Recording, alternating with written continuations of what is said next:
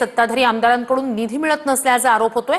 दुसरीकडे निधी मिळत नसल्याचं मंत्री म्हणतायत। गेल्या 10 महिन्यांपासून आमदारांना कोणताही निधी नाही असं संजय गायकवाड यांनी म्हटलंय। शिवसेना आमदार संजय गायकवाड यांनी हा मोठा दावा केलाय। राज्य सरकार अडचणीत चाललंय असं संजय गायकवाड यांनी म्हटलंय। तर आमच्या सर्व आमदारांना निधी दिला जातोय असं मंत्री प्रताप सरनाईक म्हणतायत। खरं आहे की सगळ्याच आमदारांचा मागच्या 10 महिन्यापासून कुठलाही निधी त्यांना नाही आहे। राज्य सरकार अडचणीतून चाललेलं आहे मागच्या काही लोकप्रिय योजनांमधून। पण येणाऱ्या काळामध्ये मुख्यमंत्री महोदय आणि दोन्ही DCM यांनी सांगितलं की परिस्थिती आपली सुधारेल आणि पूर्ववत परिस्थिती राज्याची येईल। असं काही नाही आहे, बिलकुल नाही आहे। आमच्या सगळ्या आमदारांना निधी दिला जातोय।